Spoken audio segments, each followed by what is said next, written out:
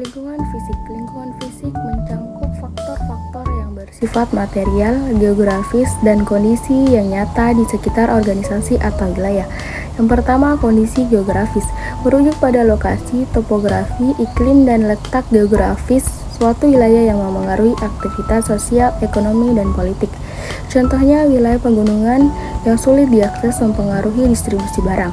Yang kedua, sumber kekayaan alam. Semua sumber daya alam yang tersedia di wilayah tersebut seperti tambang, air, tanah, dan hutan yang menjadi modal untuk pembangunan. Contohnya, daerah kaya tambang emas memiliki potensi ekonomi besar, tapi juga berisiko eksploitasi.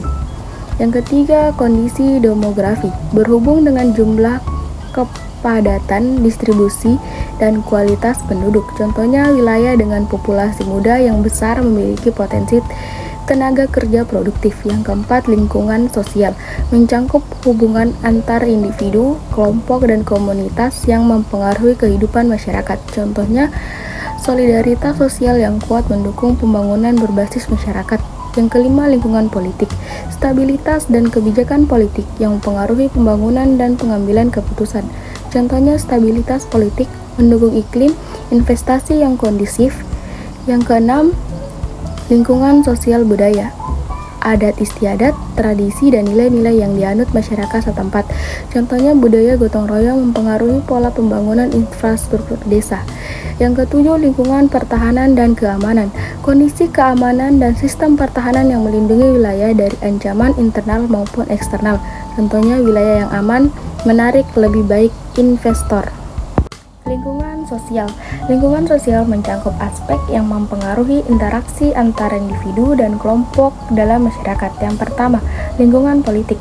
Struktur kekuasaan, partai politik, dan sistem pemerintahan yang mempengaruhi kehidupan sosial masyarakat. Contohnya, kebijakan desentralisasi memberikan ruang bagi masyarakat lokal untuk berpartisipasi dalam pemerintah. Yang kedua, lingkungan sosial budaya. Nilai, norma, dan tradisi yang membentuk pola perilaku masyarakat. Contohnya, budaya lokal dapat menjadi daya tarik pariwisata yang meningkatkan ekonomi masyarakat. Yang ketiga, lingkungan hankam.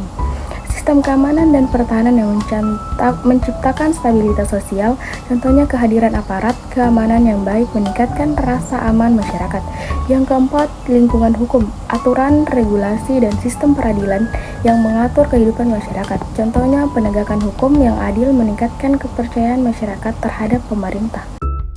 Lingkungan ekonomi domestik. Lingkungan ini mencangkup sumber daya ekonomi yang tersedia di dalam negeri untuk mendukung pembangunan. Yang pertama, sumber daya migas, minyak, dan gas bumi sebagai sumber daya utama untuk pendapatan negara dan penggerak ekonomi.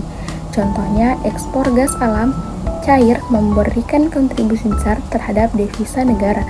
Yang kedua, sumber daya non-migas. Sumber daya selain minyak dan gas seperti pertanian, perkebunan, perikanan, dan kehutanan. Contohnya, ekspor produk pertanian seperti sawit dan karet menjadi penghasil devisa penting. Yang ketiga, sumber daya pajak. Pendapatan negara dari pajak yang dikenakan pada individu, perusahaan, atau barang dan jasa. Contohnya, pajak kendaraan bermotor digunakan untuk pembangunan infrastruktur jalan. Ketiga, lingkungan ini saling berkaitan dan menjadikan fondasi penting dalam perencanaan dan pelaksanaan pembangunan di berbagai sektor.